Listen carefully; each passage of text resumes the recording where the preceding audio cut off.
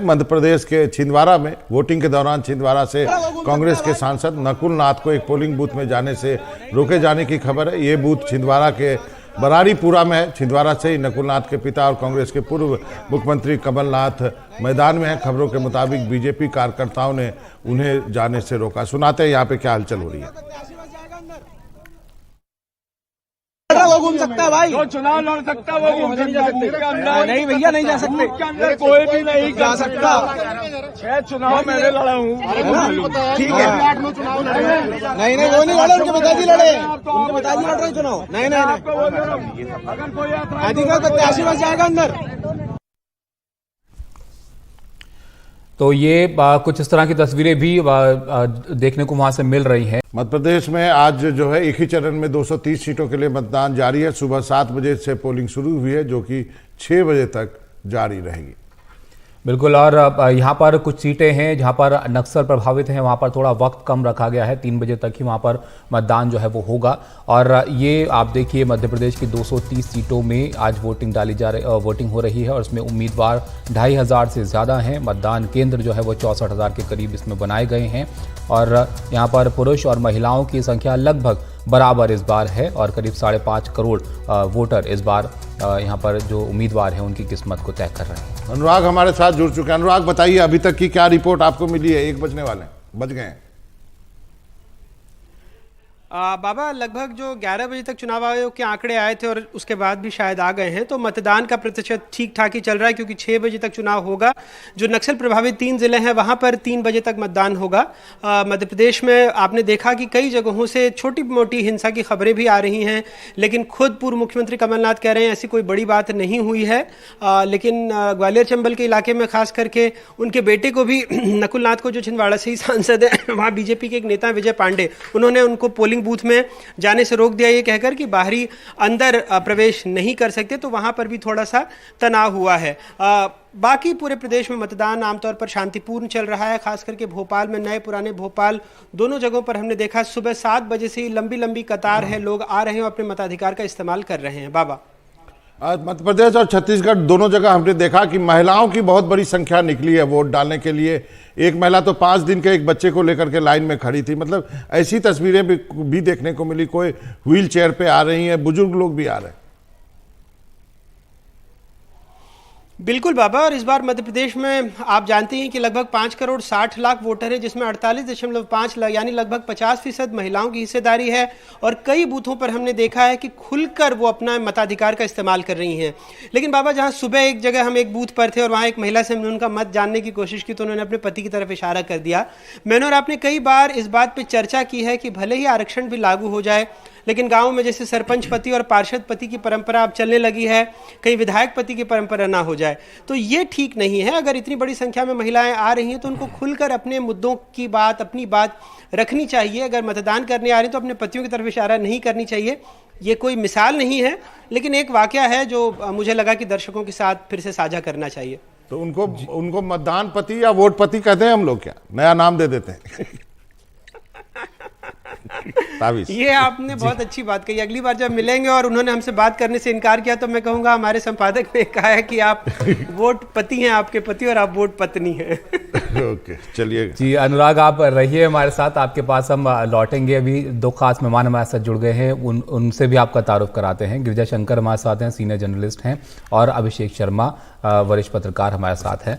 गिरिजा जी, एक सवाल आपसे यहाँ पर मैं शुरू करता हूँ। अनुराग से बात हो रही थी, महिलाओं को लेकर काफी फोकस दोनों पार्टियों की तरफ से देखने को मिला, लेकिन एक बड़ा वोटर जो हैं वो युवा भी हैं यहाँ पर, और मध्य प्रदेश में युवाओं के कई सारे सवाल हैं जो रिपोर्ट्स वहां से आपने भी देखी होंगी, हमने भी देखी, थोड़े नाराज वो नजर आए। तो आपको लगता है ये भी एक अहम रोल इस बार निभाएंगे चुनाव में?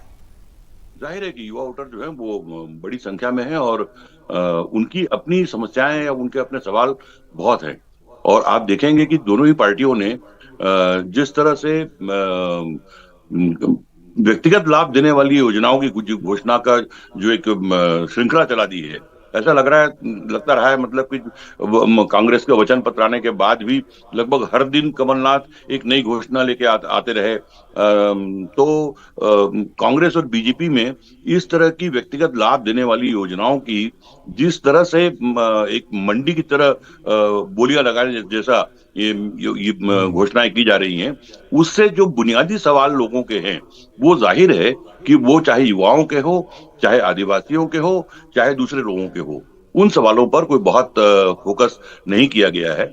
और आज जब मतदाता वोट देने जा रहा है, वोट के लाइन में लगा है, तो मैं वही सोच रहा हूं कि वो उसके सामने दो तरह की चीजें जो उसको मुफ्त में मिलने वाली है, वो उसकी कतार, लंबी कतार है उसके पास। और उसमें से चूंकि सरकार में, बीजेपी सरकार में है, तो इसलिए उसने अपनी योजनाओं को लागू कर दिया है, उसका लाभ लोगों को मिलना शुरू हो गया है। और कांग्रेस उन योजनाओं से लाभ देने की बात कर रही, उनका वादे कर रही है। अब इसमें मतदाताओं के सामने एक बहुत बड़ा संकट है कि उनके, या तो वो अपने सवालों को लेकर बात करें, या जो कुछ उनको दोनों पार्टियां घोषणा करके देने की बात कर रही हैं, दे रही हैं, उस पर वो मतदान करें। बहुत जो युवाओं का जो सवाल है। जी अभिषेक को लाऊंगा बीच में, माफी चाहता हूं गिरजा सर। अभिषेक, इसका मतलब तो ये हुआ कि सभी पार्टियों ने रबड़ियां बांटी है, अब देखना किसकी रबड़ी ज्यादा मीठी है और जनता को कौन सी रबड़ी ज्यादा मीठी लगती है, उसी को पसंद करेंगे।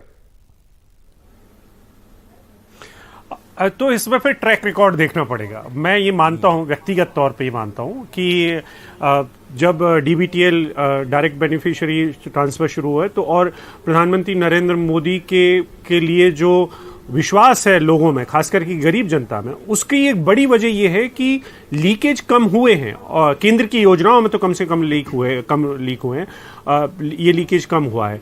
मैं मध्य प्रदेश, छत्तीसगढ़ में इन चुनावों में काफ़ी एक्सटेंसिवली घूमा हूँ, तकरीबन 19 या 20 बार आया हूँ इस पूरे चुनाव के दौरान।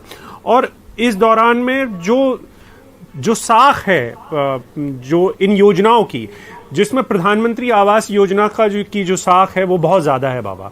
तो इन योजनाओं में जो आप इसे रेवड़ी कह लीजिए या सब कुछ कह लीजिए, ठीक है, ये बात है, क्योंकि देखिए कॉम्पिटिटिव पॉलिटिक्स चल रही है यहाँ पर कि कौन किसको कितना ज़्यादा देख सकता है।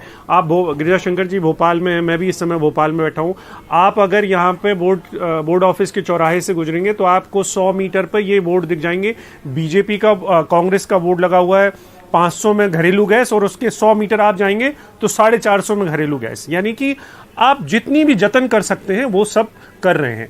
लेकिन जो बड़ी बात है वो ये है कि क्रेडिट किसकी ज्यादा है। तो देखिए, कर्ज माफी का मामला था जिसकी क्रेडिट थोड़ी बहुत कमलनाथ के हिस्से में आई थी, और वो फिर से इसको भुनाने की कोशिश कर रहे हैं। लेकिन मध्य प्रदेश में हो या चाहे केंद्र की दूसरी हो, बीजेपी ने अपनी योजनाओं का फायदा गरीबों तक सीधे तौर पर पहुंचाने में कामयाब रही है। ये एक राजनीतिक हकीकत है, ये ग्राउंड पे मुझे देखने को मिला है कि डिलीवरी कितनी हो रही है। और आप देखिए कि ये डिलीवरी बढ़ी है, इसका फायदा अभिषेक क्या विधानसभा चुनाव में मिलेगा? इसका फायदा विधानसभा चुनाव में मिलेगा केंद्र की योजनाओं का, ये भी देखने वाली बात है। लेकिन एक और सवाल है गिरजा जी मेरा आपसे, कि क्या जब इतना क्लोज मुकाबला हो जैसा कि लोग कह रहे हैं, तो क्या छोटी पार्टियों का रोल क्या देखते हैं आप? खासकर बीएसपी, चाहे समाजवादी पार्टियों ने जो यूपी बॉर्डर के पास कुछ कैंडिडेट खड़े किए हैं, गोंडवाना की पार्टियां हैं, इन सब का मध्य प्रदेश, छत्तीसगढ़ में क्या रोल देखते हैं? आम आदमी पार्टी भी। छोटी पार्टियों का रोल वैसे तो मध्य प्रदेश की चुनावी राजनीति में ज्यादा नहीं रहा, लेकिन इस बार मुझे लगता है कि बहुजन समाज पार्टी एक सिग्निफिकेंट तौर पर चुनाव में हाजिर है।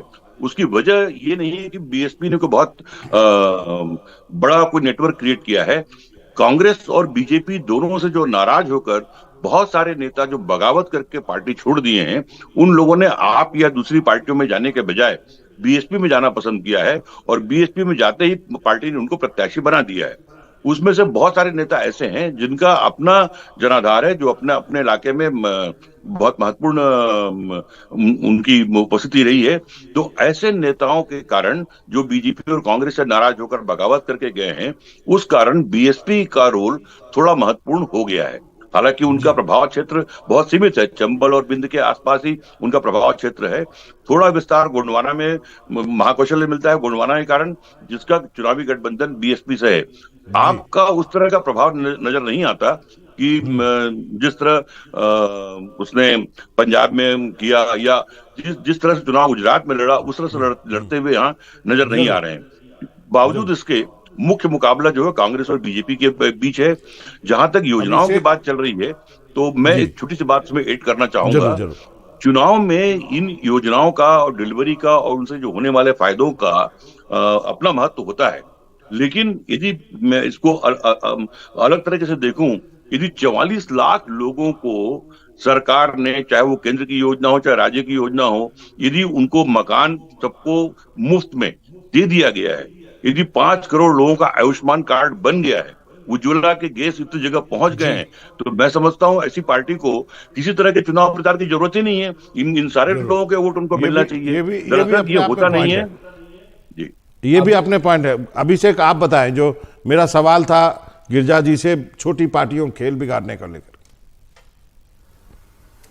छोटी पार्टियां, देखिए जो जीजीपी है, गोंगपा जिसे यहाँ पे कई बार हम लोग कहते हैं, गोंडवाना गणतंत्र पार्टी, और बीएसपी का अलायंस हुआ है। इन दोनों का अलायंस बड़े राज्यों में बहुत ज्यादा हल नहीं निकाल सकता है। ये छोटे राज्य में छोटा चुनाव जितना होगा उन जगहों पर ये ज्यादा कारगर है। और वैसे भी देखिए मध्य प्रदेश की जो भौगोलिक स्थिति है उसमें गोंडवाना सिर्फ 10 से 12 सीटों पर ही कुछ अपना प्रभाव छोड़ सकती है, वो भी महाकौशल के इलाके में, और छिंदवाड़ा जैसे कुछ एक पट्टी है, छिंदवाड़ा मंडला से लेकर जबलपुर के आगे तक आप जाते हैं तो वहां पर गोंगपा का असर है। बीएसपी का असर जो इलाका है वो थोड़ा बहुत बुंदेलखंड के पट्टी से शुरू होता है और फिर वो ग्वालियर की एक पट्टी तक चला जाता है। लेकिन जो और दूसरे देखिए कि जो मालवा निमाड़ है वहां पर गोंड नहीं है, वहां पर गोंडों की संख्या कम है, वहां पर भील हैं, वहां पे दूसरे आदिवासी समाज हैं जिनका जयस है, और जयस के भी टुकड़े हो चुके हैं। हीरालाल अलावा जो हैं वो एक तरीके से कांग्रेस के साथ हैं, और तो वहां पे भी एक तरीके से जो छोटी पार्टियां हैं वो बहुत ज्यादा असर दिखा पाएंगे ऐसा नहीं है। लेकिन एक कोशिश हुई है गोंगपा और बीएसपी के अलायंस से एक तीसरी ताकत खड़ी करने की। जहां तक कि समाजवादी पार्टी की आप बात कर रहे हैं तो वो जो टीकमगढ़ की एक पट्टी है, बस वहां पर टीकमगढ़ और छतरपुर, ये 2 जिले बस हैं, क्योंकि जो टीकमगढ़ है उसकी बॉर्डर झांसी से लगती है, और वहां के जो यादव नेता हैं, झांसी के यादव नेता हैं, उनका प्रभाव टीकमगढ़ तक आ जाता है। तो वहां पर एक या 2 सीटें हैं, पृथ्वीपुर और निवाड़ी। ये 2 सीटें ऐसी हैं जहां पर थोड़ा बहुत असर आपको देखने को मिल जाएगा। गोंगपा का सिर्फ 10 से 12 सीटों पर असर है, और जयस का ये जो मालवा निमाड़ का एक एरिया है, धार है और उसके आसपास का जो इलाका है, वहां पे आपको उनका थोड़ा बहुत असर देगा। लेकिन ये वोट कटुए के तौर पर काम करेंगे।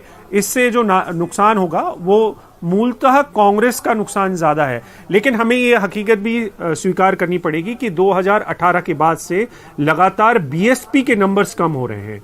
बीएसपी पहले अच्छे खासे नंबर्स लेके आती थी वोट परसेंटेज के तौर पे भी, अब उनका जो वोट का बिखराव है वो बहुत तेजी से हुआ है। और उससे भी सरप्राइजिंग बात है कि ये वोट कट के कहां जा रहा है, मतलब अहिरवार जो समाज है, जाटव समाज है, वो कट के कहां जा रही है। तो वो मध्य प्रदेश में तो ये ट्रेंड दिखाई दे रहा है कि जो चंबल के इलाके हैं वहां पर अगर ये वोट 3% के 2.8 के करीब पहुंच चुका है बीएसपी का घट के, जबकि वहां पर वो अच्छा खासा 6 से 7%, 8% तक कई सीटों पर लेके जाते थे, वो घटकर जा रहा है बीजेपी की तरफ पे।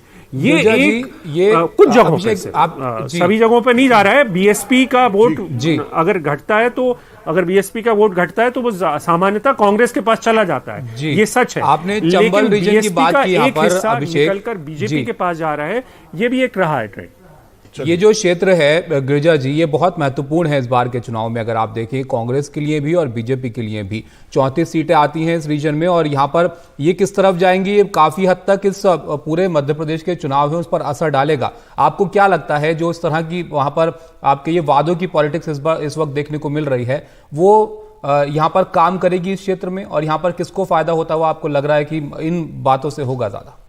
नहीं, इस इलाके में जो है 34 सीटें हैं वो इसलिए महत्वपूर्ण लग रही हैं इस चुनाव में क्योंकि पिछले चुनाव में परंपरागत रूप से जिस पार्टी को वहां बहुमत नहीं मिलता था, कांग्रेस को, वहां पर उसको एक तरफा जीत मिली थी, और बीजेपी जो हमेशा वहां से बढ़त लेके चुनाव जीतती रही है, वो उसकी विधायकों की संख्या घट गई थी।